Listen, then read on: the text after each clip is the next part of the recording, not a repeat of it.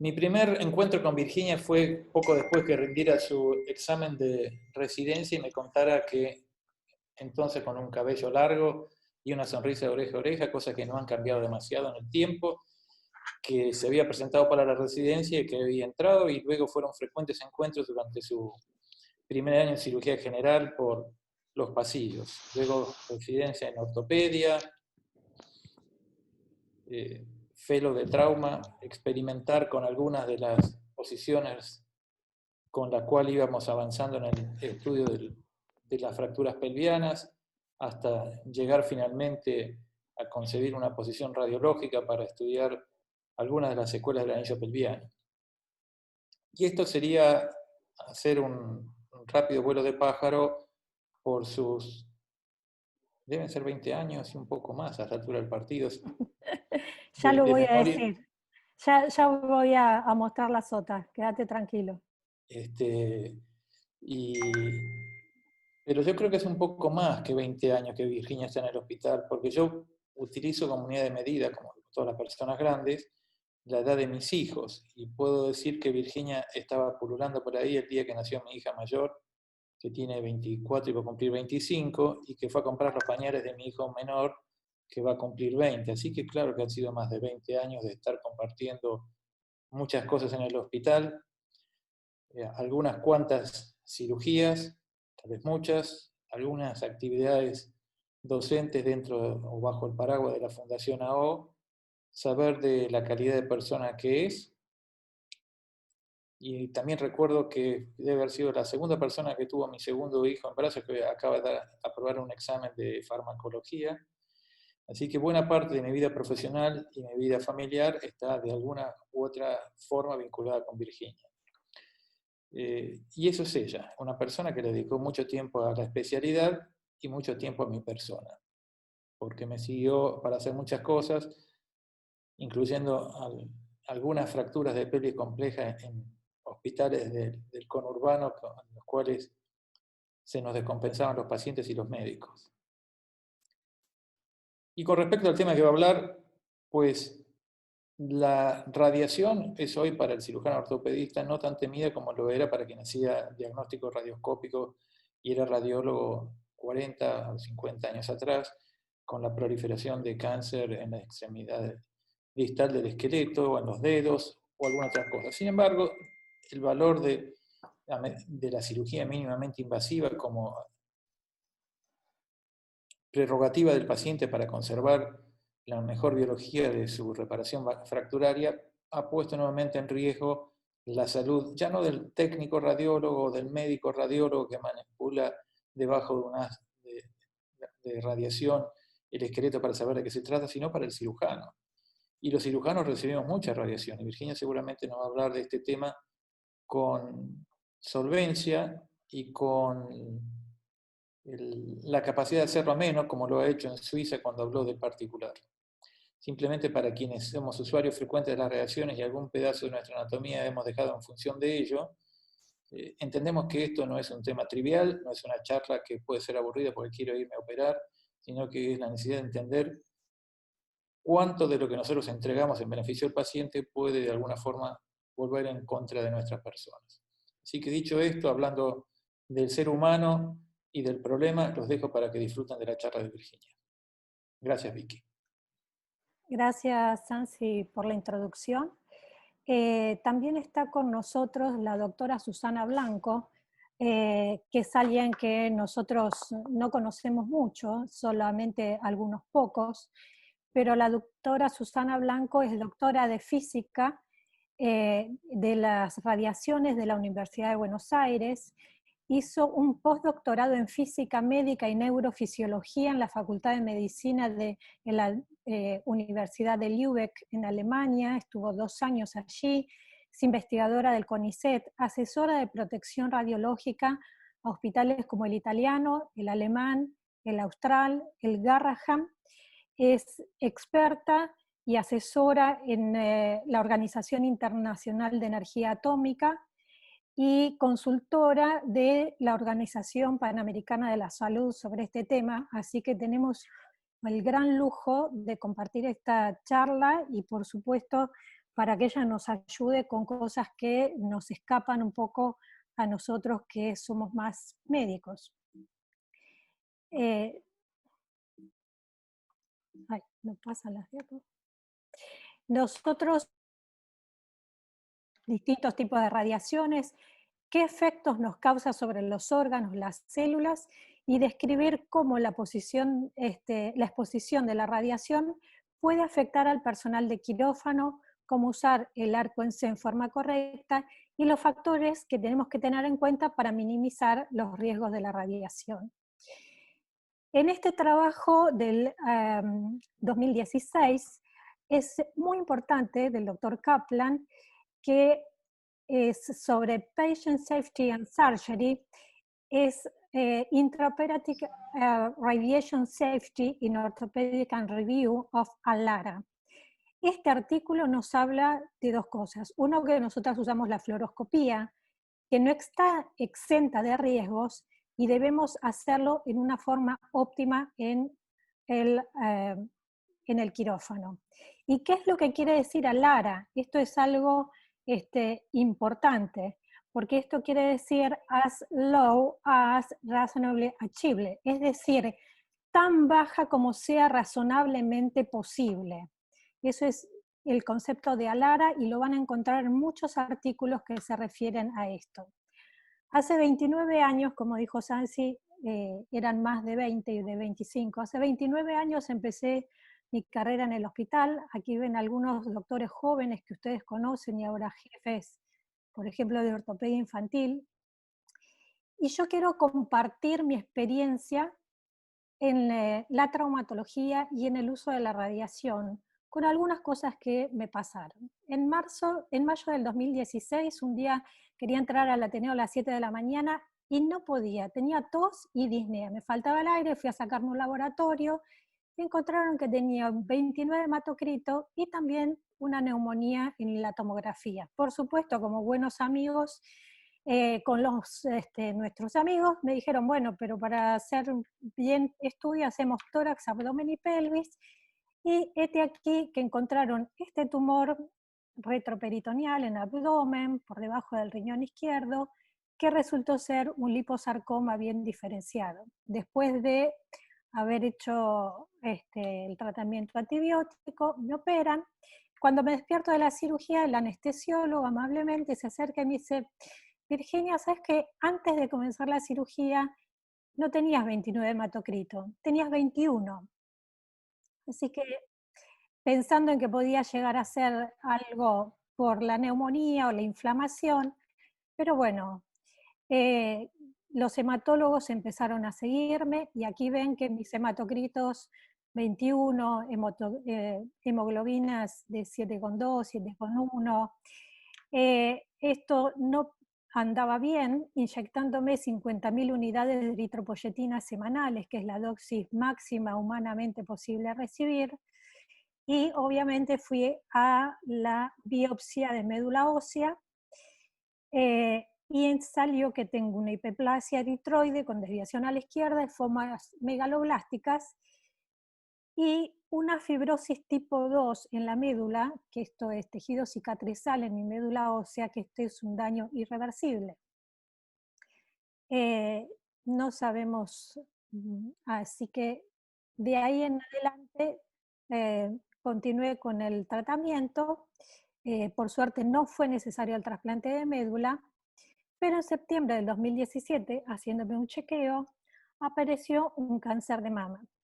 En el Journal of Women's Health del 2012 se hizo un estudio que hizo una encuesta de 505 mujeres traumatólogas y compararon los resultados de cáncer en las mujeres traumatólogas con la población normal de Estados Unidos, mujeres de Estados Unidos, y dio estadísticamente significativo un mayor número de cáncer prevalente en 1.8 y para todos los cánceres y 2.9 para todos los cánceres.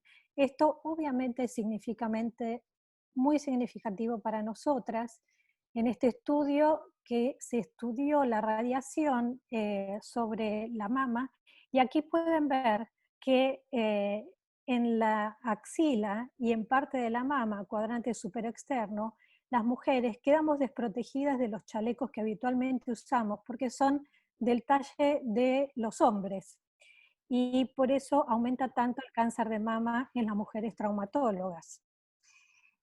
Yendo a entender un poco las energías, fíjense que hay distintos tipos de radiaciones, las no ionizantes y las ionizantes. Estas son las peligrosas.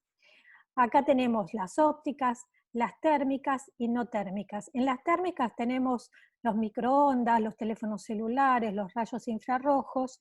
Algunas luces ultravioletas no son ionizantes, pero de la luz ultravioleta pasamos a los rayos X, a los gamma, los cósmicos, etcétera, etcétera, que esos sí son los que alteran nuestro ADN o nuestra genética. Fíjense, este es un estudio termal y un poco teniendo en cuenta, esto es cómo se disipa la energía termal cuando usamos un teléfono celular, cómo se irradia en nuestra cabeza, en nuestras manos, pero hay algo importante, qué pasa en un adulto, en un niño de 10 y en un niño de 5 años cuando usa el celular. Y esto es energía termal, pero también lo podemos traspolar a la energía radiante. Este es Wilhelm Röntgen, que hizo esta primera radiografía conocida en el mundo de la mano de su mujer, después de exponerla 15 minutos a los rayos, y él por eso recibió el Premio Nobel de Física en 1901, que lo que ganó su premio lo donó a su Universidad de Duisburg, que era donde él trabajaba. Tampoco quiso que a los rayos X le pusieran su nombre. Y este es nuestro equipo de traumatología histórico, el primer equipo que tuvimos nosotros de rayos en nuestro servicio, así que un poco para colocarnos en nuestra historia, nosotros también tenemos nuestra historia. Tenemos que saber que los REM, no rayos X, o rayos X se miden en REM. Cuando el REM está depositado en materia, se habla de Gray. Pero nosotros vamos a hablar sobre el Silbert, que es la energía depositada sobre un material biológico. Todos recibimos radiaciones todos los días. Puede ser desde, normalmente recibimos 0.01 milisieverts por día. Si volamos puede ser mayor, o si estamos cerca de lugares que sean radioactivos, también recibimos mayor radiación, aunque normalmente nuestra mayor fuente de recibir rayos son los estudios médicos. Sabemos que con la bomba de Hiroshima hubo entre 500 y 1000 milisieverts que fueron disipados en la población, y esta población se le estudió, y en base a lo que pasó en Hiroshima es que se extrapola a muchos estudios. Pero sabemos de otro desastre como fue Chernobyl, que tuvo 400 veces más radiación que Hiroshima. Hay distintas partículas ionizantes como las alfa, que no pasan de la lámina de papel, las beta, que son detenidas por el metal, los neutrones, que son importantes porque se combinan con distintas moléculas, son captados por las moléculas y cambian así las moléculas del agua. Los rayos gamma pueden pasar el concreto y el plomo. Los efectos de radiaciones sobre los tejidos son de forma directa, que pueden actuar sobre las membranas de las células o directamente alterando el ADN. Acá tenemos los rayos X, los alfa, los beta. A veces lo queremos que pase esto cuando hacemos un tratamiento de radioterapia, pero también hay una acción indirecta, que son estos protones que van a cambiar moléculas internas de la célula, y que estas en el futuro, no se sabe, posiblemente tienen lo que se llaman los efectos estocásticos, que esas alteraciones van a romper nuestro ADN. Entonces, si yo tengo una célula, a esta célula le doy rayos. Si estos rayos son muy fuertes, la célula puede no ser afectada, puede continuar como una célula normal, o puede dar una patología que sea sobre tejidos como la piel, pérdida de cabello, eh, cataratas, o puede provocar lo que se llama la enfermedad por radiación, que es lo que pasó en Hiroshima. Estos pacientes lo primero que afectaban eran las células hemáticas, el tubo digestivo, y en general tenían muertes rápidas o desarrollaban distintas estirpes de tumores con una muerte en general aguda y rápida. Pero hay otras modificaciones celulares que son los cambios químicos que vimos recién. Estos cambios químicos se pueden reparar, la célula tiene la capacidad de repararlos en una forma que es correcta o en una forma incorrecta, y ahí tenemos la carcinogénesis, la aparición de cánceres que pueden aparecer en el futuro en el paciente, y es lo que llaman efectos estocásticos, y para esto no hay medida, no sabemos cuándo puede aparecer. También pueden actuar sobre las células germinales, provocando desórdenes hereditarios, y si a un bebé entre 18 y 85 días de gestación provocados por 10 milisievert, este bebé va a tener alteraciones genéticas. Nosotros como traumatólogos lo que más nos vamos a irradiar son las manos. El máximo por año es de 500 milisievert, pero nadie tiene un medidor en las manos. Los ojos es el tejido que más sensibilidad tiene hacia la radiación, y lo que ven ahí es una catarata provocada por radiación, y es 150 milisievert por año. Esta es la dosis máxima que cualquier persona puede recibir por año legalmente. Y la tiroides, hablando un poquito de Sancineto, tiene el 85% de las carcinomas papilares de tiroides son inducidos por la radiación. La dosis máxima para una tiroides es de 300 milisievert por año. Esta es la mano de un médico radiólogo de nuestro hospital, que lo que ustedes ven ahí es una radiodermitis. Él hace estudios dinámicos, y estos estudios dinámicos, cuando él comenzó a hacerlos, los guantes que había para protegerlos no le permitían hacer los estudios. Así que ahora está en vigilancia continuamente por la gente de dermatología, le hacen biopsias seriadas por la posible aparición de algún cáncer, y por suerte ahora hay guantes que lo cubren y puede seguir realizando su trabajo correctamente. Esto de dosis efectiva es algo que es importante, porque nosotros, además de recibir rayos, pedimos muchos estudios y nos hacen muchos estudios también. Habla de la susceptibilidad de los tejidos, que está relacionado también la edad de los pacientes y la calidad de los equipos en tomografía. Esto es de una pantalla de un tomógrafo de nuestro hospital, y fíjense que tiene esto que se llama el DLP, que me está diciendo cuánta radiación recibe una persona al finalizar un estudio. Entonces, la dosis efectiva es igual al DLP que se hizo para él, con un factor de corrección que es por la edad. Entonces, si yo tengo que hacerle una tomografía de tórax a Homero o a Bart, no es lo mismo, porque tienen distinto factor de corrección. Si yo lo hago a Homero con 464 DLP, me da que recibe 6.6 milisievert. Y si yo se lo hago a Bart, él va a recibir 18 milisievert para el mismo estudio. Y esto es algo que tenemos que tener en cuenta. Cuanto más jóvenes somos, más riesgo tenemos.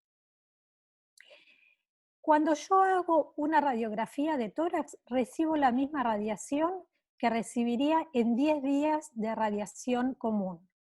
Para una radiografía de columna lumbar es igual que 12 radiografías de tórax, una de pelvis son 7 radiografías de tórax, una tomografía son 65 radiografías de tórax, según la tomografía, y una tomografía de pelvis, 73 radiografías de tórax. Así que el día que me hicieron los estudios, entre esto de tórax, más esto de pelvis, más el abdomen, en realidad fueron como 250 tomografías. Y es normal que nosotros en trauma pidamos todas estas tomografías a los pacientes.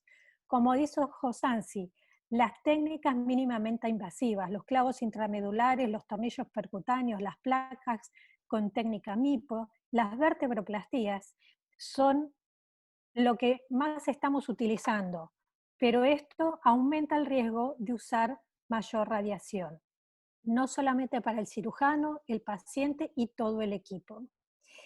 En este estudio del año 2017 del GBGAs del 2017, realizado en el Special Surgery de Nueva York, midieron cuánto se irradiaban los cirujanos. Y obviamente los que hacen trauma y deformidades son los que más se irradian, y los que siguen son los que hacen cirugía de columna. Este es el intensificador de imágenes. Sabemos que esta es la parte del intensificador, este es el tubo que envía los rayos X, y acá tenemos la pantalla, el monitor para poder ver la imagen. Hay algunas limitaciones de los movimientos de los arcos en C. Verticalmente 40 centímetros, es importante conocer nuestro equipamiento. Horizontalmente 20 centímetros, pueden girar 10 grados hacia cada costado, y algunos equipos pueden rotar hasta 190 grados, que no es la mayoría de los que nosotros tenemos. Que cuando tenemos este equipamiento no es necesario reposicionar el equipo. En general nosotros tenemos este tipo de equipos. La buena calidad de imagen tiene que estar centralizada porque evita hacer exposiciones que son innecesarias. Lo mismo que retirar del campo quirúrgico todo el metal y que tengamos que volver a repetir una imagen porque hay algo interpuesto. Bueno, voy a continuar con esta parte que es sobre la programación prequirúrgica, y es que es muy importante que nosotros hagamos marcas tanto en el intensificador como en el piso, de cuál es la posición en la que vemos el frente, en la que vemos el perfil, cuando tenemos que hacer los cambios del equipo, dónde colocarlo para poder ver las distintas visiones. Esto nos ahorra tiempo y nos ayuda a minimizar, porque tenemos menos exposiciones por cada vez. Hacer marcas en la piel, esto nos sirve a nosotros, y el radiólogo que está viendo por ahí desde lejos también ve dónde nosotros vamos a operar, cuál es nuestra área de interés en la cirugía. Hay nuevas tecnologías respecto a los dosímetros. Estas nuevas tecnologías, esto es el RaveSafe 3, que es un dosímetro en tiempo real que está conectado a una computadora y que lee cuánta es la radiación que está recibiendo cada uno de los médicos que están en la cirugía en tiempo real. Esto es lo que se viene para nosotros como prevención dentro del quirófano. Es muy importante todos nuestros elementos de radioprotección, cuidarlos, dejarlos siempre colgados porque se rompen, mantenerlos limpios. Todos los anteojos que estén puestos en sus estuches. Y cada 6 meses el Departamento de Radiología debe controlar todos estos equipamientos para ver que no haya fugas, que no haya puntos de ruptura en los elementos de protección. También las nuevas tecnologías, creo que está Lucas Ritaco probablemente conectado, que yo le avisé, como esto que él ha trabajado mucho, estuvo trabajando en Suiza, hizo este libro de cirugía asistida por computadoras. Todas estas nuevas tecnologías nos van a ayudar a disminuir el uso de radiación en quirófano. Tenemos que apostar a esto, y las nuevas generaciones son las más importantes que deben luchar por esto. Esta es nuestra realidad en la Argentina. Este es un informe que hizo la Sociedad Argentina de Ortopedia y Traumatología del año 2018, en el que participó la doctora Gala Santini Araujo. Ellos mandaron a 62 instituciones de traumatología una encuesta sobre la radiación en los quirófanos. Solamente 24 instituciones contestaron. De las 24 que contestaron, solamente 8 medían las radiaciones y uno de los casos superaba la radiación máxima permitida. Pero esto no es reportado en ningún lugar. Esto habla de que las instituciones no tienen el foco de interés en realmente esta pandemia. Ahora que hemos hablado tanto de los elementos de protección personal para el COVID y todo lo demás, bueno, esto es como nuestro COVID. Es algo que nosotros debemos cuidarnos y debemos promover, que es nuestra propia salud. Sabemos que las radiaciones ionizantes no se ven, no se huelen, no se escuchan, pero son tóxicas y potencialmente cancerígenas. Por eso nosotros tenemos que disminuir el tiempo al máximo posible de exposición, aumentar la distancia, tenemos que estar lo más lejos posible del rayo y usar la protección correcta. Muchas gracias. Vamos a ver si podemos ver después el video mientras vamos contestando las preguntas. Buenísimo, Virginia, muy buena tu charla, muy clara. ¿Y vos qué consejos darías a alguien que se inicia en esto, a un residente, a un médico que está empezando su formación? Porque es donde, digamos, las actitudes en cuanto al manejo en quirófano pueden cambiar y podés ayudar bastante en tus recomendaciones en esto.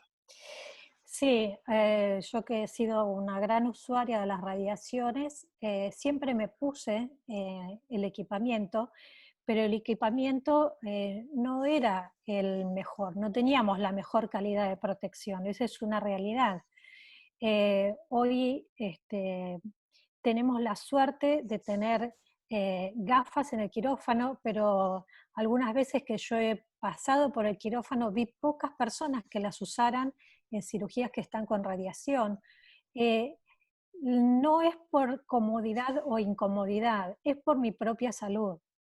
El protector de tiroides, fíjense que el 85% del carcinoma papilar de tiroides está inducido por las radiaciones. Entonces, no es poco.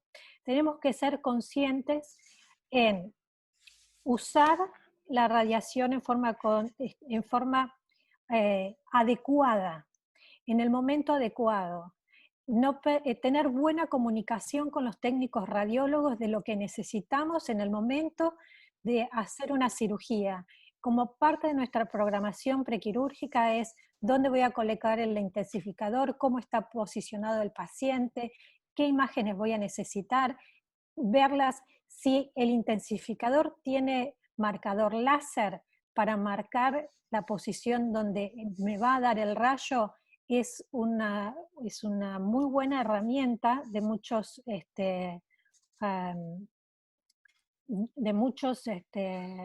Equipos. equipos y todo lo que sea para proteger. En este momento, por suerte, con este COVID hemos aprendido a protegernos de los virus. Así que viene bien hablar de esto para aprender a protegernos sobre los rayos, que los vamos a usar toda la vida. No es una pandemia de 1 año o 2 años. Esta es nuestra vida, es toda nuestra vida, es nuestra profesión. No me arrepiento de nada de lo que hice en mi profesión, la amo y ojalá Bueno, Virgi, igual no es una despedida esta, no te preocupes. No, Che, ojalá pudiera seguir operando, pero no me dejan ahora, es así. no, bueno. Yo creo que hay un tema también importante que es trabajar en equipo con los radiólogos y que asegurarnos que ellos conozcan la técnica y si no la conocen que los entrenen, porque a veces vemos que lo que uno pretende ver no es lo que el radiólogo nos está dando. No sé qué te parece de eso. Sí, por eso hablé que antes de comenzar la cirugía, la comunicación con el radiólogo, primero que el técnico radiólogo experimentado le tiene que enseñar al nuevo ya hemos pasado todos el fin de semana, a operar con los técnicos de fin de semana era caótico, y más de una vez terminábamos nosotros haciendo de radiólogos para no irradiarnos nosotros, para cuidar el resto del equipo. Mira, acá hay una pregunta interesante que hace el doctor Alejandro Daloso, que él es cirujano en San Justo, trabaja en algunos procedimientos en conjunto con nosotros, y él pregunta, ¿cómo se mide la radiación recibida por el usuario en las zonas no protegidas por el delantal? Por ejemplo, las manos, si el dosímetro lo colocamos debajo del delantal, ¿qué te parece? ¿Dónde habría que colocar o dónde habría que medir la radiación? ¿Cómo se hace? Me parece que la doctora Blanco nos puede hablar mejor de si hay medidores de radiación. Yo mostré una foto de medidor de radiación para la córnea, que esa es A el ver, órgano. le pasamos la pregunta a la doctora Blanco, que está ahí. Miren, para medir la radiación en las manos hay anillos, son muy pequeñitos y son muy cómodos, son ajustables, y con eso uno cuando expone las manos puede medir ahí la radiación. Para medir en cristalino todavía no tenemos un protocolo, entonces las empresas dosimétricas calculan la dosis recibida en cristalino con el protector que se coloca con el dosímetro que se coloca externo en el protector tiroideo. Es importante que los cirujanos intervencionistas usen dos dosímetros, uno debajo del delantal, que es el que les permite estimar, hay que colocarlo en el centro del cuerpo, permite estimar la dosis que se recibió con el delantal. Esa dosis debería ser muy baja, casi la dosis ambiental, 2 milisievert anuales, una cosa así. Mientras que el externo permite calcular, haciendo una cuenta, la dosis que se recibió en el cristalino y también la dosis del procedimiento. Entonces, siempre hay que usar dos dosímetros, uno debajo, en el lugar de siempre, otro encima, en el protector tiroideo o en el bolsillo del plomado, y obviamente gafas plomadas. Ahora están tratando de buscar algún tipo de dosímetro para medir directamente en cristalino, que se colocaría sobre la gafa plomada o en el lateral. Ojo, las gafas plomadas tienen que tener protección lateral también. Y con eso más o menos uno puede tener una idea clara de la dosis que recibió. Desgraciadamente el nivel máximo ahora para cataratas de cristalino bajó a 50 milisievert en vez de 150. Fue un cambio que hizo el organismo internacional y el ICRP, que es el Instituto de Protección Radiológica Internacional, y lo hicieron porque cada vez notan más cataratas en los médicos intervencionistas. Entonces, ese nivel se bajó a 50. Y actualmente en Alemania están pensando en bajarlo a 20.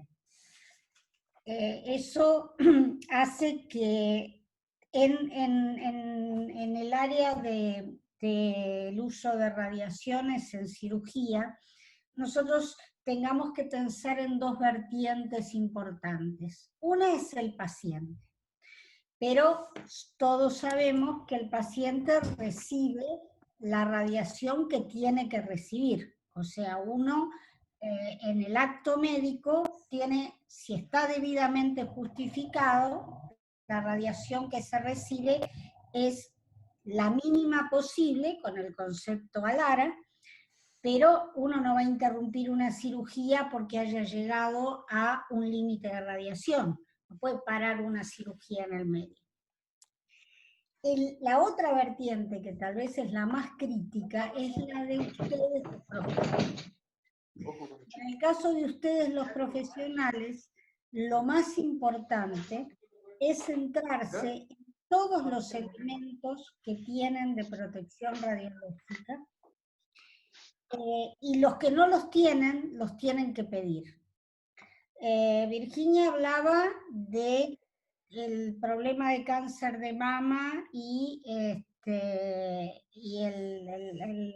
problema del cáncer retroperitoneal que tuvo.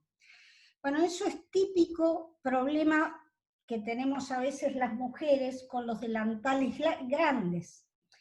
Es muy difícil encontrar en las salas de intervencionismo equipamiento que tenga todas las medidas posibles para que a nosotros nos quede cómodo. Por ejemplo, yo soy bajita, ¿y qué me pasa? Yo cuando entro a un quirófano y me pongo mi delantal plomado, siempre las axilas quedan al descubierto. Obviamente mi tarea como físico es medir, y yo me mantengo a una distancia que es la que necesite, pero siempre con el delantal plomado enfocado hacia la fuente de radiación. Pero ustedes no pueden hacer eso. El cirujano está girando, lo mismo que una instrumentadora. Entonces es muy importante que ustedes tengan un delantal plomado bien cerrado.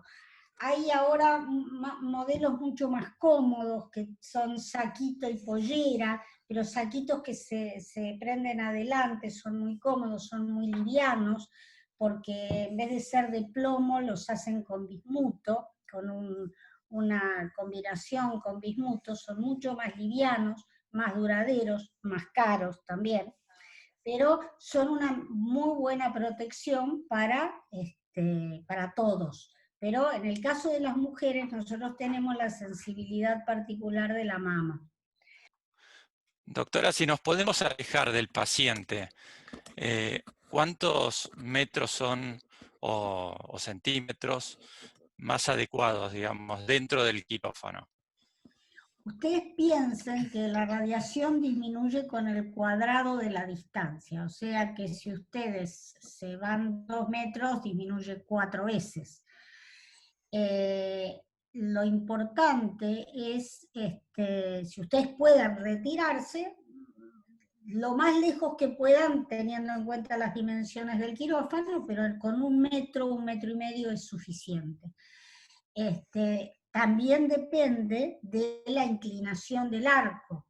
Ustedes tienen que tener en cuenta que, o sea, yo he participado de varios procedimientos en el hospital porque es la única forma de aprender y aprender a proteger a los cirujanos.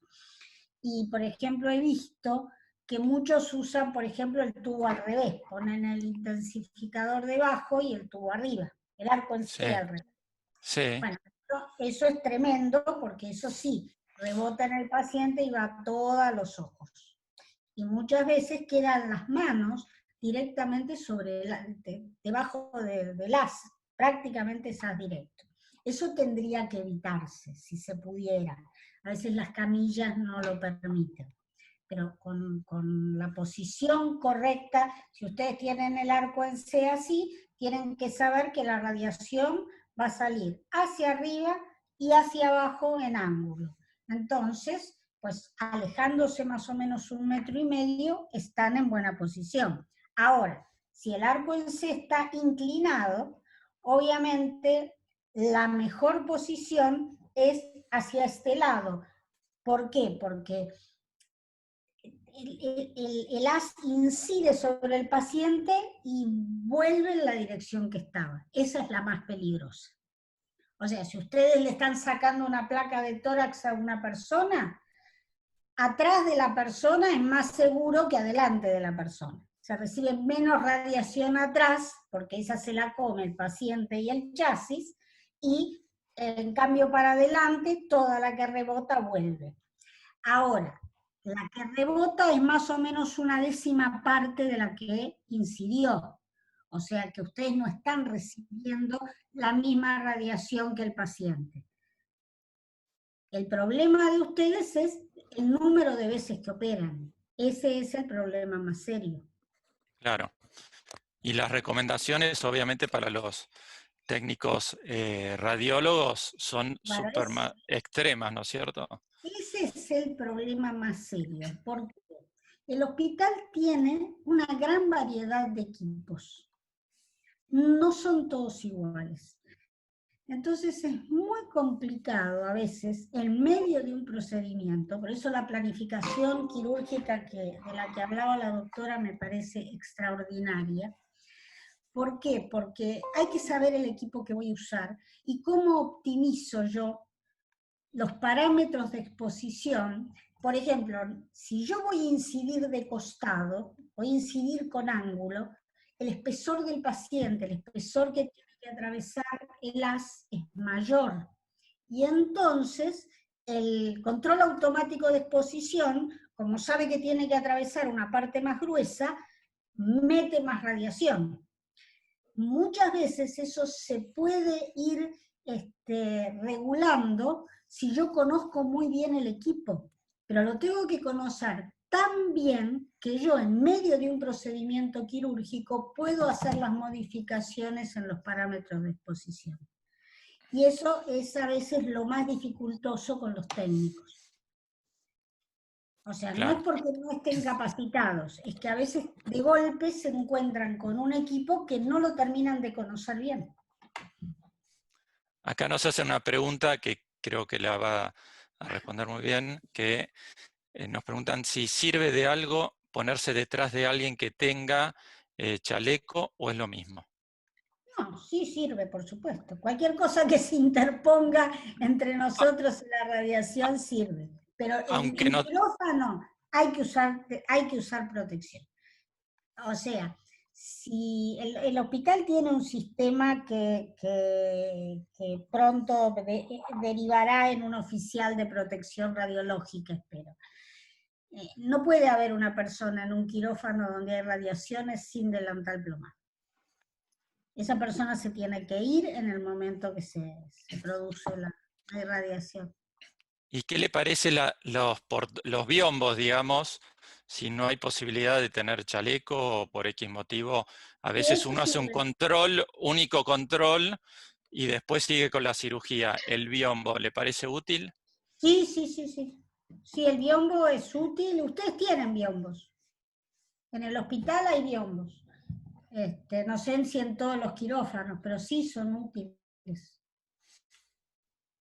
Son útiles, o sea, son tan buenos como ponerse un delantal plomado o a veces mejor. Nos hacen El preguntas delantal plomado es muy eficiente. Nos hacen preguntas sobre la vida útil del chaleco, del delantal plomado. Yo creo que esto tiene que ver mucho con el cuidado, ¿no es cierto? Sí, Que se le da, que eso lo explicó bien Virginia. sí. Pero más o menos, si está bien cuidado, ¿cuánto se calcula de...? Los de plomo tienen menos duración porque son más pesados y se quiebran más fáciles, más fácil. Los nuevos de bismuto pueden durar 5 años sin ningún problema, pero el control es anual. Y los de quirófano yo creo que deberían controlarse cada 6 meses, sobre todo si son de plomo. Porque un delantal de plomo actualmente no creo que dure más de 3 años. Bueno, muchas gracias, doctora. Creo que cumplimos con todas las preguntas que se dieron. No sé si el doctor Sancineto quiere hacer algún aporte más, o Santiago Bongiovanni, o alguno del grupo de San Justo que quiera participar. Si no, vamos a cerrar este Ateneo. Por otro lado, también les queremos recordar que los miércoles se están haciendo unos webinars del Servicio de Ortopedia y Traumatología que se transmiten los miércoles a la tarde por el canal de YouTube del servicio. Así que los que estén interesados se tienen que, solamente con hacer un clic en el en el canal de YouTube pueden participar de estos ateneos que son muy interesantes. Sansi, ¿vas a decir algo? No, simplemente ratificar todo lo que han hablado hasta ahora. Tenemos prácticas que deben ser cuidadosamente conducidas. En general, vamos a empezar de lo que es, de lo grande a lo chico. Aprender dónde posicionar el equipo y tomar las posiciones adecuadas antes de comenzar la cirugía y chequear que todo funcione bien parece una trivialidad, pero en aquellos procedimientos que están basados en el control radioscópico, el posicionamiento del paciente, librando la mesa de obstáculos, que la visión sea clara, que el radiólogo conozca la posición y practicarlo antes, que el cirujano conozca la posición y practicarlo antes, hace que la visualización transoperatoria sea la mejor posible y que uno evite la radiación continua. Es ideal hacer en la medida de lo posible, y hay otras especialidades que todavía provocan más radiación que la nuestra. Cuando uno va al quirófano central y ve procedimientos de la cirugía general, se da cuenta que nosotros somos mucho más cuidadosos, que hay procedimientos radioscópicos para ver la vía biliar, que el pedal está pisado todo el tiempo. En la cirugía ortopédica uno puede pulsar y ver paso a paso y no ver toda la película, que el cirujano debe entender qué es lo que está haciendo. Si yo voy a colocar un clavo endomedular, hay maniobras donde es imprescindible ver que es la introducción de una guía, la reducción de la fractura y alguna otra más, como el pasaje de la fresa en el lugar ísmico del canal. El resto hay que aprender a escuchar. El sonido que hace la fresa y entender dónde está en el hueso, o palpar sobre la zona que se va a trabajar, ayuda a percibir la posición de la fresa. Mirar cuánto tengo del flexible de la fresa adentro y fuera del paciente, para no ver vuelta a vuelta qué está haciendo la fresa en fresados regulares, que es un procedimiento que en trauma consume mucha energía radiante. Lo mismo que aprender a palpar con el instrumental para no tener que ver. El cirujano joven quiere ver absolutamente todo. Cuando nos ponemos un poco más grandes, lo que queremos es alejarnos lo más posible de la dosis de radiación permitida por cada procedimiento. Pero si hacemos la planificación adecuada del setting del paciente y entrenamos al personal, vamos a recibir radiación, pero mucha menos cuando todo se tiene que visualizar radioscópicamente.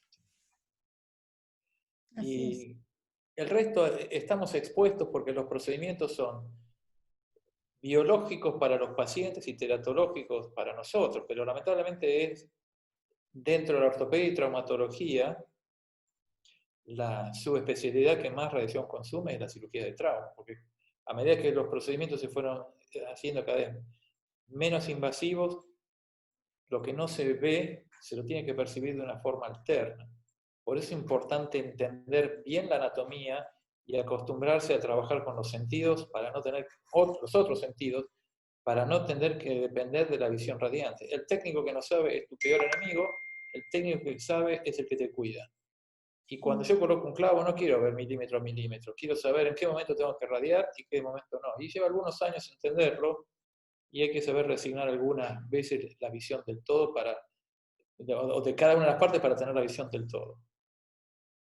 Así es. Bueno, les quería agradecer mucho que me hayan invitado. Le quería agradecer a Virginia que nos conocimos en una de esas reuniones del Comité de Radioprotección. Y bueno, y espero ahora que pronto poder interactuar más con ustedes cuando todo esto se tranquilice un poco más. Así que muchas gracias. Bueno, muchísimas gracias. Y gracias, Virginia, por compartir también tu experiencia de salud. Así que bueno, vamos por finalizado este Ateneo.